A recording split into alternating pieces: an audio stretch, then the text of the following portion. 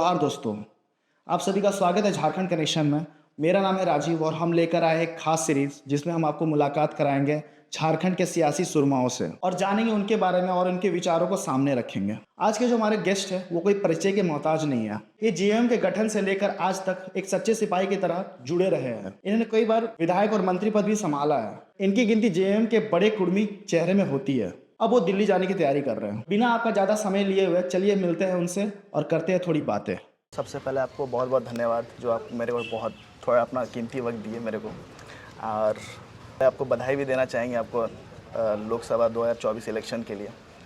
तो अभी आपसे जैसा मेरा पहला क्वेश्चन ये रहेगा कि यहाँ आपके गिरिडीह लोकसभा में आपके जो सारे जो आपके विपक्ष के लोग हैं तो वो सारे कुर्मी हैं। तो इस पे आपका क्या कहना है? उनसे जो मैदान में आपसे कंपटीशन है वो सारे कुर्मी लोगों से है, तो उसमें आपका क्या कहना है? धन्यवाद जो आपने इस सवाल को लाया है। चुनाव जाति पर नहीं होता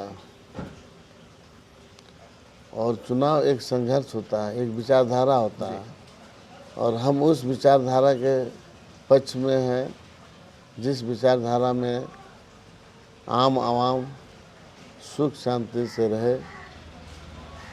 इसी विचारधारा के साथ हम चुनाव में हैं और कोई जाति इस पर फैक्टर नहीं है।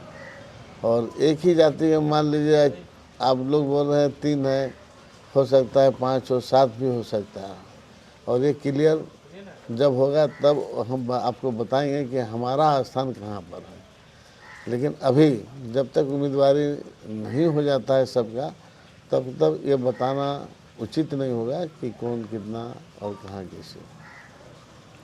क्या लगता है कि पार्टी आपको देर से टिकट दे रही है या मतलब देर से मौका दे रही है मतलब इस चीज़ के लिए? तो इस पर आप क्या कहना क्या है? ऐसा नहीं है, हमारा पार्टी हमको तो समय में दिया है और घोषणा किया है। मतलब उचित समय देखते हुए आपको? हाँ, और हमें उम्मीदवार बनाया है, इसके लिए बहुत बहुत धन्यवाद अपने पार्टी का भी और इंडिया गठबंधन के तमाम दलों का भी जिन्होंने हमें समर्थित उम्मीदवार बनाया। और अगर आप जीतते हो तो आप जीतने के बाद ऐसे कौन से 5 काम अपने क्षेत्र में करना चाहोगे जो आपको लग रहा है कि शायद इस पर परिवर्तन होना चाहिए? झारखंड में और खासकर गिरिडीह विधानसभा ही नहीं, लोकसभा के अंतर्गत जितने पड़ने वाले विधानसभा हैं सभी विधानसभा में विस्थापित एक मामला है। कल कारखाना उद्योग है तो पहला कि विस्थापित का जो उनका हक अधिकार है उसको दिलाना है। विस्थापन भी एक मुद्दा है कि आज गांव उठ गया लेकिन उसको विस्थापन नहीं किया, दूसरा मुद्दा है। तीसरा है बेरोजगारी का, उसके लिए भी हम पहल करेंगे कि लोगों को बेरोजगारी को रोजगार से जोड़ेंगे। चौथा है पलायन का, जो पलायन हमारे क्षेत्र से दूसरे प्रांतों में दूसरे देशों में जा रहा है उसको हम रोकना। चौथा है कि अपने क्षेत्र में शिक्षा को मजबूती के साथ धरातल में उतारना। छठा है जो स्वास्थ्य व्यवस्था एकदम बिल्कुल लचर है वैसे में हम स्वास्थ्य व्यवस्था को दुरुस्त करेंगे। सातवां है जो पठन पाठन जो भी बच्ची महिला सशक्तिकरण करने के लिए हम उनका भी बहुत सारा योजना है सरकारी स्तर में उसको देना और कैसे CSR फंड जो यहाँ चलता है उससे भी हम शिक्षा और स्वास्थ्य में कैसे लगाएं, इन सब चीज़ों पर विशेष मेरा फोकस होगा। आपके राजनीतिक गुरु विनोद बिहारी महतो और समधी टेकलाल महतो यहाँ से सांसद रहे हैं, तो क्या आप ये दोहरा पाएंगे? देखिए, हमारा राजनीतिक गुरु विनोद बिहारी महतो, कॉमरेड A.K. राय, शिबू सोरेन, इन लोग मेरा राजनीतिक गुरु रहे हैं। और स्वर्गीय टेकलाल महतो भी आंदोलनकारी नेता रहे। एक साथ हम लोगों ने आंदोलन भी किया, बाद में हमारा समधी भी बने और हमारा समधी गिरिडीह लोकसभा क्षेत्र से सांसद भी रहे। आज उसी क्षेत्र से हम भी उम्मीदवारी हमको बनाया गया है।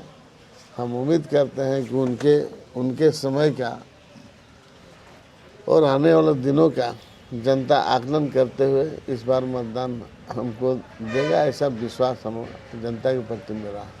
आप खुद ज़्यादा पढ़ लिख नहीं पाए, लेकिन आप अपने क्षेत्र में शिक्षा संस्थानों को लेकर बहुत ज़्यादा काम किया, तो इसके पीछे मतलब आपका क्या उद्देश्य रहा या फिर इसके पीछे क्या मकसद रहा, क्योंकि आप शिक्षा के क्षेत्र में बहुत ज़्यादा काम किए अपने क्षेत्र में?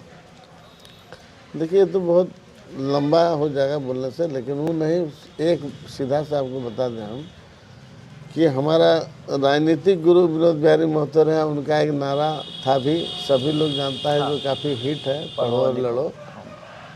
अब पढ़ो नारा इसलिए है कि जब वो पढ़ाएगा, शिक्षित होगा, तब वो सही माने में लड़ाई होगा। नहीं तो ऐसा भी बहुत लोग हैं कि पढ़ो और अपने में लड़ो, तो ये शिक्षा उनका नहीं था। तो इसी नारा को हमने धरातल में ले गए और धरातल में ले जाके जो है हमारा, देखिए जितना भी संस्थान है सुदूर ग्रामीण क्षेत्र में, हम शहरी क्षेत्र को मजबूत नहीं किए, हम मजबूत कर रहे हैं ग्रामीण क्षेत्र को।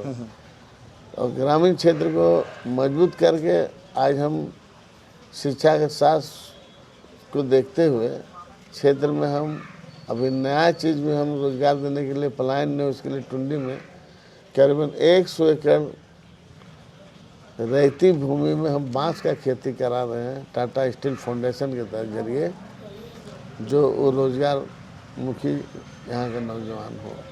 और इसमें देखिएगा कि आने वाला दिन ये मॉडल है टुंडी में, इसको हम पूरे गिरिडीह लोकसभा क्षेत्र में इसको ले जाएंगे ताकि पलायन को रोक सकें। विरोधी दलों में किन नेताओं के साथ आपका अच्छा तालमेल है? विरोधी दल राजनीतिक विचारधारा के सबसे मेरा सारे लोगों से? सारे लोग से मेरा वैचारिक मतांतर है, लेकिन व्यक्तिगत मतांतर किसी से नहीं है हमारा। सबके साथ मेरा अच्छा संबंध है और वैचारिक हमारा लड़ाई है, सैद्धांतिक लड़ाई है हमारा, लेकिन किसी भी प्रत्याशी से, किसी भी दल से मेरा व्यवहारिक लड़ाई नहीं। आज के जो युवा पॉलिटिक्स में आ रहा है, राजनीति करने आ रहे हैं, तो आपको क्या लगता है कि वो सही तरीके की राजनीति कर रहे हैं, या आप अपने तरफ से क्या उनको गाइडेंस देना चाहते हैं, मतलब आपको उनको क्या मैसेज देना चाहते हैं कि ताकि उनकी राजनीति और बेहतर तरीके से हो पाए? देखिए, राजनीति एक ऐसा चीज़ है जो निरंतर चलने वाला है। अगर कोई भी युवा वर्ग समाज में समाज सेवा के ख्याल से आता है, हम लोग कभी नहीं सोचे थे कि हम लोग विधायक बनेंगे, कभी नहीं सोचे थे मंत्री बनेंगे, कभी नहीं सोचे थे सांसद बनेंगे। परिस्थिति ऐसा आया, एक समय था विनोद बाबू हमको चुनाव लड़ा रहे थे, लेकिन हम चुनाव नहीं लड़े। और ऐसा एक बार परिस्थिति आ गया कि 2000 साल में से हम चुनाव लड़ना शुरू किए। तो ठीक उसी तरह युवा वर्ग को हम कहेंगे कि सब निरंतर चलने वाला चीज़ है। हड़बड़ाहट में कोई कदम अगर कोई उठाता है तो उसका रोड़ा रास्ता में आ जाता है, अटक जाता है, उसका बहुत अंधकार हो जाता है। ऐसे कई उदाहरण हैं जो बहुत सारे लोग और जो धीरे धीरे से समाज में रहा आया गया, वो ज़्यादा दिन टिकता है। तो हम लोगों से अपील करेंगे कि जो भी जुआ आए, हम अपील करते हैं कि जुआ राजनीति में आए और राजनीति में आकर एक स्वस्थ वातावरण बनाए और जनता के हितों में वो काम करे। समय आने पर जनता ऑटोमेटिक जो है उसको स्थान देगी। आप जब राजनीतिक करियर जब आपने स्टार्ट किया और आज की राजनीतिक, आज की जो प्रेजेंट है आपकी सिचुएशन, तो पहले किस तरीके से सोचते थे और आज की सोच में क्या फ़र्क आया? फ़र्क ये है कि हम लोग एक ज़माना था जो चुनाव लड़ने बोलता था और हम लोग नहीं लड़ते थे, और आज ज़माना है कि चुनाव नहीं लड़ने बोलता है तो लोग चुनाव लड़ने करता है। यही फ़र्क है। और मतलब जैसे आपके डिसीजन मेकिंग में, जैसे पहले आप जब एकदम स्टार्टिंग फेज़ में थे अपनी ज़िंदगी के, मतलब राजनीतिक करियर के, और आज जो है, आज कहीं ना कहीं बहुत मंझे खिलाड़ी आप हो चुके हैं, तो आज की जो डिसीजन मेकिंग है, जो भी चीज़ों का आप एक डिसीजन लेते हो, तो पहले कैसे मतलब उस चीज़ पे क्या मतलब चेंजेस आया, बदलाव आया पहले से? देखिए, समय के साथ सब बदलता है और समय बलवान होता है। एक समय था जो त्याग की भावना था,